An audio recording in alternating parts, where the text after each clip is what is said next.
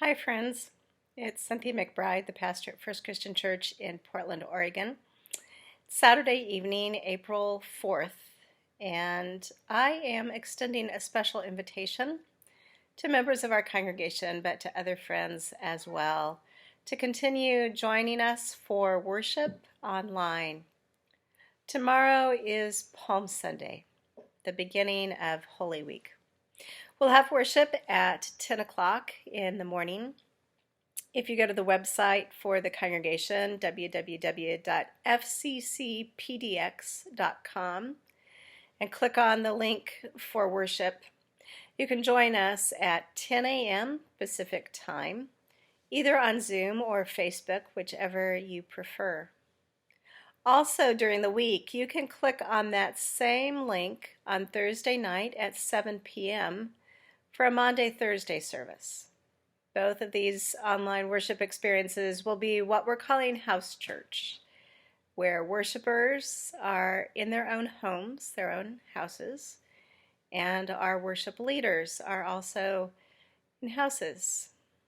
In the early days of the church, in New Testament times, followers of Christ gathered in homes and worshiped in ways that may seem different to us today. Many Christians in modern times are used to having buildings. Sometimes the building is what we think of when we say church. But really, theologically, as Avery Marsh put it in a simple song, the church is not a building. The church is not a steeple. The church is not a meeting place. The church is the people. I am the church. You are the church. We are the church together. All who follow Jesus all around the world. Yes, we're the church together. This Holy Week will feel very different than most.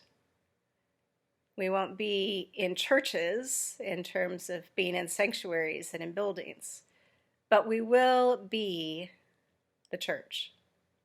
Tomorrow morning for Palm Sunday, if you're joining us in worship, I invite you to prepare yourself, to have some simple communion elements, to have a candle you can light, and also to have a piece of nature present with you. It could be a leaf from outside. It could be a houseplant, something green that you can have present. Normally, when we gather in the worship center, the sanctuary, for Palm Sunday, we'll have palm branches that we wave and, we'll shout Hosanna, we'll sing as we remember the story of Jesus' triumphal entry into Jerusalem. Right now, in the midst of COVID-19, the coronavirus pandemic, much of humanity doesn't feel very triumphant, very victorious. Maybe we don't even feel like singing Hosanna so much as praying, God help us. But perhaps more than most years at the beginning of the Holy Week, we do need to remind ourselves that Jesus is Lord. He came to earth in trying times. He knew what heartache was like, what challenges were.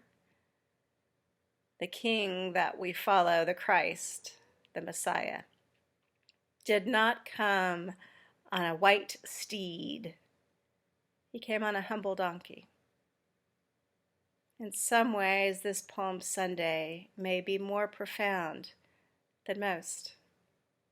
For some of us, we find ourselves being humbled because we're facing circumstances that we can't control and we can't completely solve on our own. So we're reminded of how much we need God. That's a pretty good place to be at the beginning of Holy Week. So if you can worship with us tomorrow, bring a small plant of some kind or a green leaf from outside, even a single blade of grass, something that for you can become a substitute for a palm to wave. And then next Sunday, we're going to continue one of the traditions of this congregation, First Christian Church in Portland, with the flowering of the cross. Now, usually that means on Easter Sunday, people will bring a fresh blooming flower with them to worship. And those flowers are put together over a cross that blooms before our very eyes. This year, because we won't be in the sanctuary for Easter, we're going to have to flower the cross in a different way. You're invited this week to find a flower. Perhaps it'll be something blooming in your home. I have an African violet I might use. Perhaps when you're out on a walk, you'll come across a spring flower that is just beautiful. Take a picture of that flower on your cell phone, digital camera, whatever is easy for you. Take a photo of a single flower and email it to our church office. Marianne is going to put those pictures together in the shape of a cross for us. So we'll still this year be flowering the cross, a symbolic way of watching God's love bloom in front of us. Whether you're here in Portland or someplace else, if you'd like to participate, you're welcome. Just email your picture of a flower to the church office before Wednesday of this week, April 8th, and they'll be included on this Saturday night. Things at the McBride house are winding down. Brett is snuggled with me again here on the couch. He had a bath today. It's been quite the exciting day for the puppy dog, so he's a little worn out. Hey, Brett. Hi. Yeah, say hi to folks. And Charles is relaxed. Hi, honey. We just finished a Saturday night treat. We had a bowl of Oregon hazelnut ice cream with salted caramel sauce. Oh my goodness. And hazelnuts on top. I hope there's something in your life on this Saturday that has brought you joy and given you a sense of accomplishment, whether it's something as simple as giving the dog a bath or doing a little work around the house. I also hope you'll be able to join us for worship. Palm Sunday, Maundy, Thursday, Easter. Worship with us during Holy Week and prepare your heart to be humbled, to be awed by the presence of God in our midst at this time.